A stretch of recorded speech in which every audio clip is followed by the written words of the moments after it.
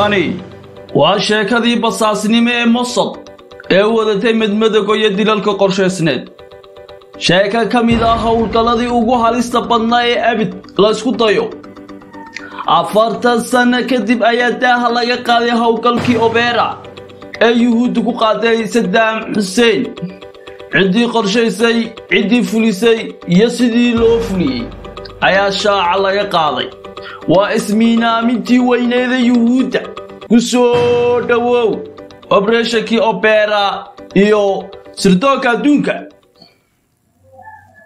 bishii Noofambar 1976 hogaamiyaha Iraq Saddam Hussein ayaa heshiis iskaashiyo nukliyeer la galay dhigiisa Faransiiska si uu helo koronto dhaliyay Osris oo ay weelisay warshad uranium.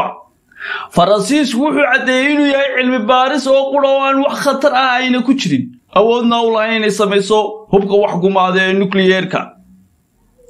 Yuhuuddu markii ay maqasho warkaa waxa galay argagax weyn. Ra'iisul Wasaaraha Israa'iil ayaa ku dhawaaqay in Iraq ama Saddam Hussein ku hubeysan nukliyeer inay tahay khatar aad u weyn ku soo wajahan bariga dhexe iyo Israa'iil. waxa la bilaabay dhismihii warshada 1979 oo laga dhisay koonfurta Baghdad. isla markiiba golihii wasiirada Israa'iil ayaa bilaabay qorshihii burburinta barnaamijka nukliyeerka Iraq kahor intaanu shaqay. dhowr isku day ayaa la sameeyay si loo fuliyo hawshan warshada nukliyeerka ee Faransiisku dhisay in la hakiyo. Abriil 1979 ayaa la dilay saynisaankii ugu weynaa ee hogaaminayay mashruuca nukliyeerka oo ahaa Masaari, isagoo lagu dilay hotel ku jiray magaalada Paris. waxaana dishay gabadh u shaqeysa ciidamada sirdoonka Mossad ee Israa'iil. sirdoonka Israa'iil waxa uu gaarsaday dhammaan shaqaalihii warshada shidi lahaa, laakiin marnaba ma joogsan hawshu waxay ku socotaa tartar uu Saddam Hussein dhaqso u rabo hub nukliyeer ah. si kastaba ha ahaatee wali ma joogso quwadii lagu abuuray warshada bacriminta nukliyeerka. hawshu way sii socotaa. Yuhuuddu wadnaha ay farta ku wada haysa. warshadu waxay ku dhowdahay in la furo. qax iyo warwar baa bilaabmay. waxay raadeen xal diblomaasi waxay la xiriireen Faransiiska si uu hakiyo barnaamijkaas, laakiin sidee rabeen way noqon weyday. 17 Sebtembar 1980 ayuu Saddam Hussein ku dhawaaqay dagaal ka dhan ah Jamhuuriyadda Islaamiga ee Iiraan. Iraq waxay duulaan baaxad weyn ku qaaday dariskeega bari. ciidamada ciirka Iiraan ayaa duulaan ciirka ku qaaday warshadii nukliyeerka si ay u burburiso, laakiin se khasaare weyn may gaarsiin. si kastaba ha ahaatee xukuumaddii Ayatollah Khomeini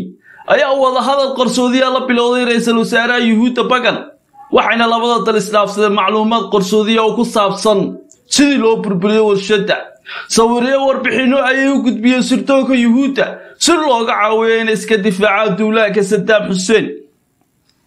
1980 sirdoonka Mossad waxay ku wargelisay dowladda Israa'iil in warshada nukliyeerka la shidi doono 1981 waa bisha Shuulay. waxayna golihii wasiirada Israa'iil u codeeyeen in la qaado weerarka si loo badbaadiyo Yuhuudda ku nool Israa'iil. ciidamada ciirka Iiraan ayaa weerar lama filaan ah ku qaadeen garoonka diyaaradaha ee Iraq 2 bilood ka hor. weerarka Iiraan wuxuu burburiyay awoodii hawada ee Saddam Hussein. golaha wasiirada Israa'iil waxay aaminsan yihiin in hadday tahay ama weligeed dhicin in weerarka la qaado kahor inta aan ciidamada ciirka Iraq ka soo kabsan khasaaraha soo gaadhay.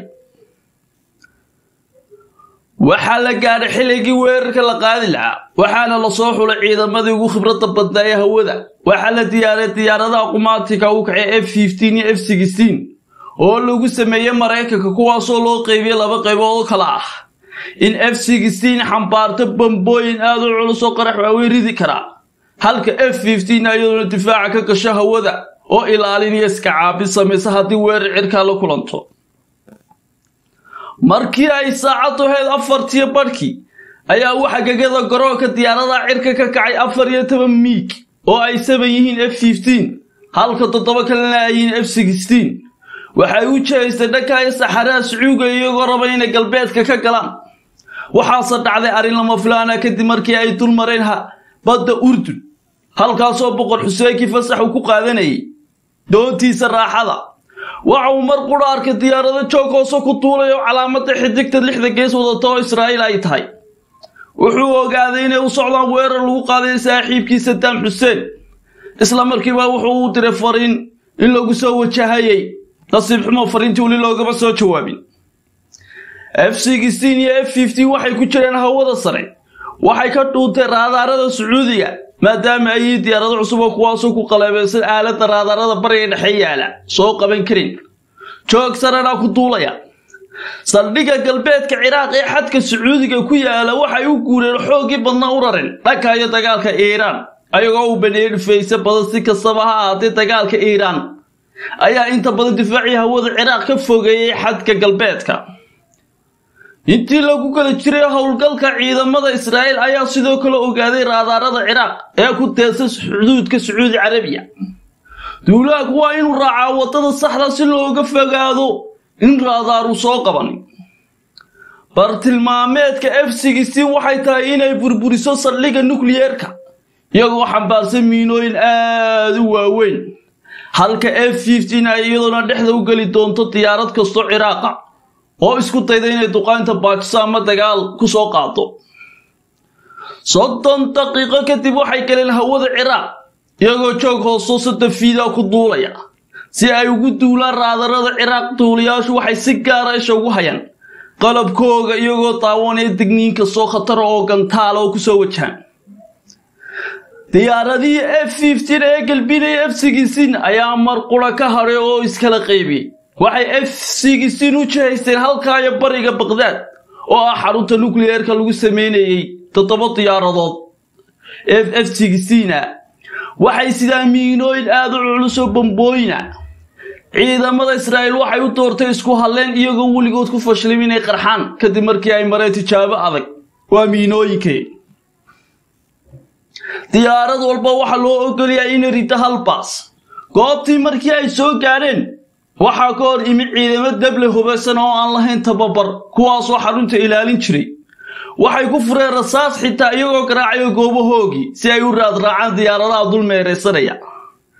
Colonel Rax ayaa bil tilmaameysaday dhismihii ugu weynaa ee dabdhaliya reactorka oo ah qubad weyn oo shub ka samaysan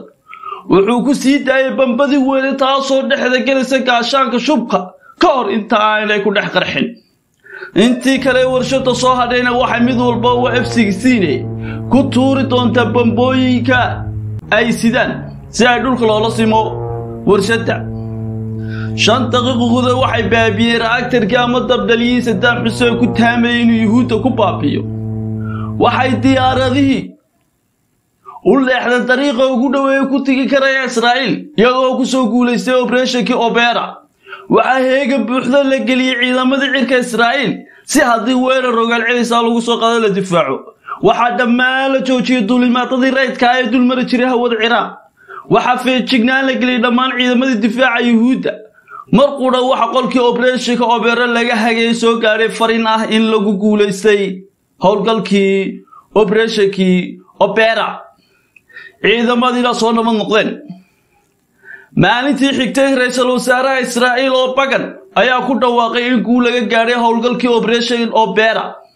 khatartii ugu weyneed Yahuudda ka soo wajiileed ee warshadii nukliyeerka in dhulka lala simay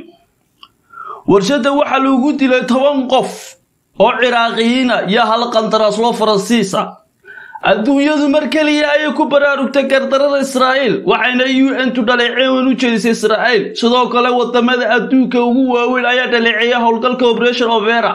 ee Yahuudda ku weerartay Ciraaq saraakiisha Faransiiska ayaa ku adkaystay in aanu awoodin dabdhaliya reactorka inuu soo saaro uranium laga sameeyo nuclear Saddam Hussein ayaa aad uga calooray sida loo galay dalkiisa waxa uu amar ku bixiyay in la dilo taliyayaashii aaga difaaca cirka ee saldhigga galbeedka xigay iyo dhammaan saraakiishiisa ka sareysay ka marqaata warshadii nukliyeerka ayna halkaas ayay ku dantay Israa'iil waxay wajahday culays halka caalamka ka timid waxay ku dooday inay iska difaacisay khatar ku soo wajahneyd Mareykanka oo iska soo iibsatay diyaarada F-15 iyo F-16 waxay joojiyeen qaar dambe laga iibi doon heshiiskii military ay ka baxeen wargeysada caalamka ayaa ku tilmaamay fal argagixiso gardare aad u weyn oo caalamka wuxuu ku baaqay in Saddam Hussein weerar rogaal ciisa ama aarsu samayn doono yuhuud waa Israa'iil waxay gashay waa in xal diblomaasiyad arrinta lagu dhamisay khatar weyn uga dhalan warshadii dablaliyaha ee reactorku Saddam Hussein ku taameeyay halkaas ay ku dantay waa inoo mar kale iyo sirtooka adduunka operation-kii Opera